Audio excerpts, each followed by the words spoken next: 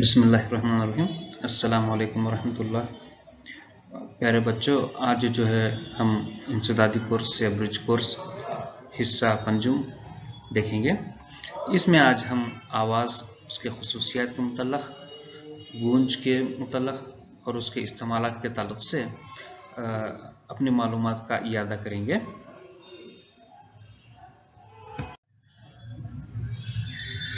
जैसा कि आप जानते हैं कि आवाज़ तवानाई की एक शक्ल है।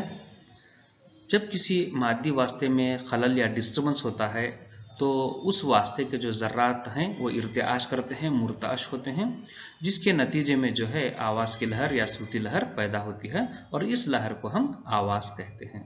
जैसा कि आप यहाँ पर नीचे देख सकते हैं, यहाँ पर बताया जा रहा है एक मादी वास्ता है और ये वास्ते के ज़र्रात हैं। जब कोई चीज़ मुर्ताश करती है, इर्तिआश करती है, तो ये जो हवा में मौजूद जो ज़र्रात हैं वो आगे की जानिब ढकेले जाते हैं, जिसकी वजह से यहाँ पर आप देख सकते हैं कि ये ज़र्रात जो है मिल मिलकर होते हैं, मिल मिलकर यहाँ पर जमा होते हैं, जिसे हम कॉम्प्रेशन या दबाव कहते हैं। जब वही जो मुर्ताश होने वाली चीज़ जब पीछे की जानिब हलती है तो यहाँ पर हरकत करती है, तो यहाँ पर जो है एक कम दबाव वाला खित्ता, जहाँ पर जो ज़र्रात दूर दूर होते हैं, जिसको हम तलतीफ़ कहते हैं, वो हिस्सा यहाँ पर क्या है, ज़हूर पसीर होता है, जिसके नतीजे में एक हिस्सा जहाँ पर जिसको हम तकसीफ कहते हैं और जो दूसरा तलतीफ़ का हिस्सा जो है यहाँ पर वजूद में आता है और इस तरह ये अल्टरनेट तकसीफ और तलतीफ की शक्ल में जो है ये आवाज़ की लहर पैदा होती है। ठीक है, यहाँ पर इसी चीज़ को हम एक वेव की शक्ल में हम इसको जाहिर करेंगे।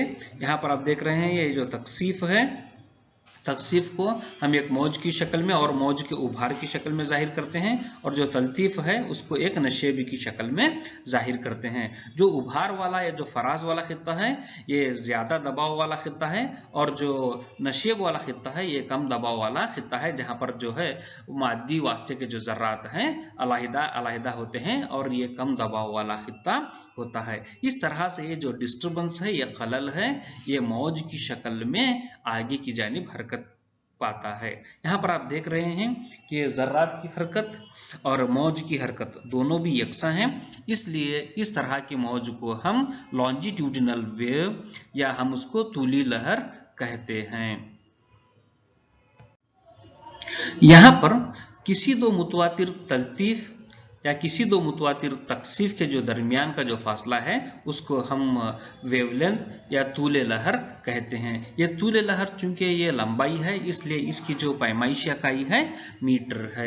एक सेकंड में कितने मौजें यहाँ से निकल रही हैं या कितने मौजों का इखराज हो रहा है, इसको हम उसकी फ्रीक्वेंसी या ताद्दुद कहते हैं। यहाँ पर आप देख सकते हैं एक यहाँ पर ट्यूनिंग फोर्क लिया गया है। जब ये ट्यूनिंग फोर्क मुर्ताश होता है तो ये जो वास्ते के ज़र्रात को ये वास्ते में ये खलल पैदा करता है, जिसकी वजह से ये ज़र्रात जो है ढकेले जाते हैं, जिसके नतीजे में जो है ये आवाज़ की जो मौज है वो वजूद में आती है और यही डिस्टर्बेंस जो है वह मादी वास्ते में हरकत करते करते हुए हमारे कानों तक पहुंचता है, जिसके नतीजे में हमें आवाज़ सुनाई देती है। चूंकि आवाज़ की लहरों को अपनी इशाअत के लिए मादी वास्ते की ज़रूरत है, इसलिए ये जो आवाज़ की मौजें हैं ये जो है मैकेनिकी मौजें कहलाती हैं। ठीक है, यहाँ पर भी आप देख सकते हैं कि यहाँ पर ये मौज की शक्ल में इसको बताया गया है, मौज को, आवाज़ की लहर को मौज की शक्ल में बताया गया है। ये नशेब है, ये फराज है, तो ये जो नशेब है इसको हम ट्रफ और जो फराज है उसको हम क्रस्ट कहते हैं। किसी दो नशेब, किसी दो मुतवातिर नशेब और किसी दो मुतवातिर फराज का जो दरमियानी जो फासला है वो वेवलेंथ या तूले लहर कहलाता है।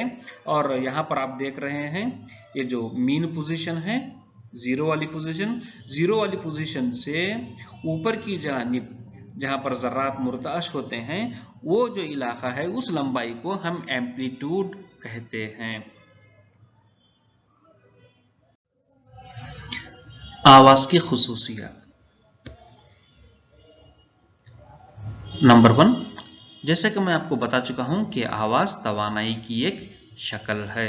यह तूली लहर की सूरत में हरकत करती है। क्यों? क्योंकि जो मौज की हरकत और वास्तविक ज़र्रात की हरकत दोनों की सिमत मसावी है, इसलिए यह तूली लहर है या लॉन्जिट्यूडिनल वेव है। आवाज़ की इशाअत के लिए मादी वास्ता ज़रूरी है।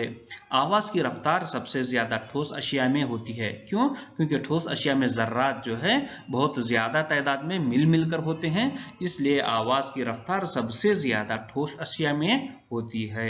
आवाज़ की जो रफ्तार है वो हवा में तकरीबन 340 मीटर फी सेकेंड है। आवाज़ की एक सबसे अहम खासियत है जिसको हम इनकास कहते हैं। आवाज़ सतह से टकराकर वापस लौटती है, जिसे आवाज़ का इनकास कहते हैं। रोशनी की तरह आवाज़ की मौजें भी इनकास के क़वानीन के पाबंद हैं। यहाँ पर आप देख रहे हैं कि आवाज़ की मौजें यहाँ पर हैं। ये एक वास्ते से टकरा रहे हैं, एक सतह से टकरा रहे हैं, और टकरा कर यहाँ पर आप देख रहे हैं कि ये मुनक्स हो रहे हैं। तो यहाँ पर है ये पढ़ने वाली मौज है, ये मुनक्स होने वाली मौज है। तो यहाँ पर अगर मैं एक नॉर्मल खींचूं तो यहाँ पर जो है वक़ू पज़ीर जो मौज है और मुनक्स होने वाली मौज, इनके दोनों का जो दरमियान में जो जाविया होगा वो यकसा होगा। Doppler effect. फासले के लिहाज से आवाज़ के ताद्दुद या तवातुर में फ़र्क होता है, जिसे डॉपलर असर कहते हैं। यह असर हमें उस वक्त दिखाई देगा कि जब एक जो आवाज़ का मुंबा है और एक जो मुशाहिद कुनंदा या तो मुशाहिदा करने वाला एक शख्स है, इन दोनों के दरमियान में जब इजाफी हरकत होगी तो इजाफी हरकत की वजह से ये जो आवाज़ की मौज है इसके तवातुर में, इसके ताद्दुद में कमी या बेशी होते हुए हमें नजर आएगी। जब कोई शय जो है आवाज़ का मुंबा हमारे नज़दीक में आएगा तो इसके जो ताद्दुद में इजाफा होता हुआ जब ये दूर जाएगा तो उसके तवातुर में कमी होते हुए दिखाई देगी। इस असर को हम डॉपलर असर कहते हैं।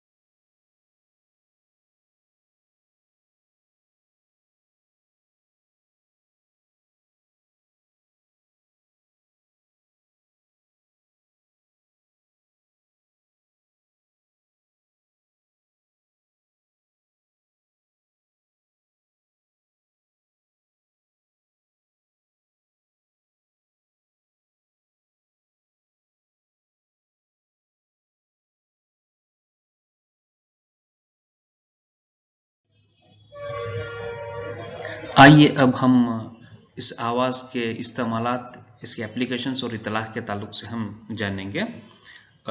जैसा कि आप जानते हैं कि साउंड है, आवाज़ है, इसका भी एक ताद्दुद होता है। ताद्दुद की बिना पर वो आवाज़ जिसका ताद्दुद 20 हर्ट्ज़ से कम हो, इसको हम इंफ्रासाउंड या ज़ेर सूती आवाज़ हम इसको कहते हैं। जैसे कि ये आवाज़ का जो इस्तेमाल जो है हाथी वगैरह अपने कम्युनिकेशन में इस्तेमाल करते हैं। इसी तरह वो आवाज़ जिसका ताद्दुद 20 हर्ट्ज़ से 20 किलो हर्ट्ज़ के दरमियान में हो, उसको हम काबिल समई आवाज़ या ऑडिबल फ्रीक्वेंसी कहते हैं, जो कि आमतौर पर हम इंसान इस आवाज़ को हम सुन और बोल सकते हैं।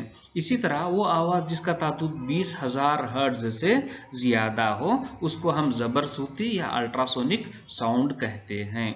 तो यहाँ पर आप देख सकते हैं कि ये एक चमगादड़ है। तो ये चमगादड़ जो भी रास्ते में अपनी रुकावट है उसको मालूम करने के लिए ये ज़बरसूती या अल्ट्रासाउंड का इस्तेमाल करता है। तो ये अपने पंखों को फड़फड़ाकर अल्ट्रासाउंड की मौजों को क्या करता है, जनरेट करता है, और ये एक ख़ास सिमत में भेजता है। जब ये मौजें टकराकर किसी शय से वापस ये बैट के पास आती हैं तो ये उनको डिटेक्ट करके रास्ते में मौजूद जो रुकावट है वो उसका अंदाज़ा लगाता है। इसी तरह ये जो डॉल्फिन है, डॉल्फिन भी इसी टेक्निक का इस्तेमाल करके अपना डायरेक्शन भी मालूम करते हैं और रास्ते में मौजूद जो रुकावट है उनकी नौयत और उनका फासला भी ये मालूम करते हैं। इसी तरह यहाँ पर आप देख रहे हैं कि एक जहाज़ है। एक जहाज़ जो सबमरीन्स वगैरह हैं उनका पता लगाने के लिए या तो सतह समंदर से जहाज़ का सतह समंदर से जो फासला मालूम करने के लिए भी एक टेक्निक इस्तेमाल की जाती है जिसको हम आमतौर पर सोनार कहते हैं, साउंड नेविगेशन एंड रेंजिंग। इस टेक्निक में भी यहाँ पर जैसा कि आप जानते हैं कि दो आलात होते हैं, एक रिसीवर है और दूसरा डिटेक्टर है। तो रिसीवर और डिटेक्टर है शनास और आलाए तरसील। तो आलाए तरसील जो है